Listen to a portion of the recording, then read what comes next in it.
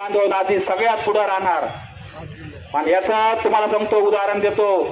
एक महिन्याखाली मंत्रालयासमोर आमचं ते झालं धो पावसात आमचे देवांग बसले होते, बच्चू भाऊ बसले होते. वरून पाऊस चालू होता, खालून कुठून पाणी जात होतं आम्हालाच माहित नव्हतं.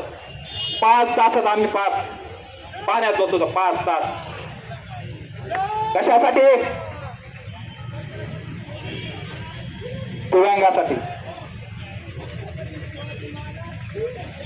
त्याच्यानं सगळ्या देवाला सांगू शकतो आपला लढाईचा संपलेला नाहीये. आणि आपल्याला बऱ्याच पाठिंबा आलाय.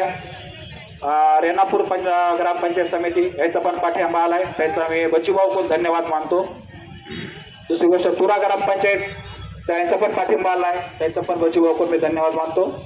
वडी ग्रामपंचायत यांचा पण पाठिंबा आलाय, त्यांचा पण बच्चूभाऊ खूप मी धन्यवाद मानतो. असंच सगळ्याचे पाठिंबा राहू द्या. सहकार्य करा मित्रांनो. साथ परा पोरा आपण करणार करणार करणार, नाही तर देवा भाऊला सोडणार नाहीत, हे लक्षात राहू द्या.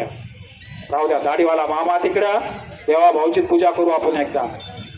आणि म्हणला होता ते लोणीकर, एक लक्षात राहू द्या. लोणीकर काय म्हणला होता? शेतकऱ्याला जे कपडे आमचे आहेत, अरे साल्या तुझ्यावरती चड्डी आहे ती बी आमच्या शेतकऱ्याची आहे. त्या सगळ्यात घेऊन आपला कोणी मित्र नव्हता का बसलेला, एखादा बांधव नव्हता का बसलेला, जेव्हा ते म्हणला होता की कपडे माझे आम्ही देतो तुम्हाला, चपला बुट कपडे त्याचे घ्या काढून आपण दिले, चपला बुट करा वर्षाव त्याच्यावर. चला याच्या पुढं मी माझे 2 शब्द संपवितो आणि इथून पुढं मित्रांकडे झाला तसेच भाऊचे आदेश आले तर मी सगळ्याला असाच मेसेज देईन. 2 ऑक्टोबरला सगळ्यांनी मुंबईला यायची तयारी आहे का? सगळ्याला आपल्या खर्चाने यावं लागेल. धन्यवाद मित्रांनो.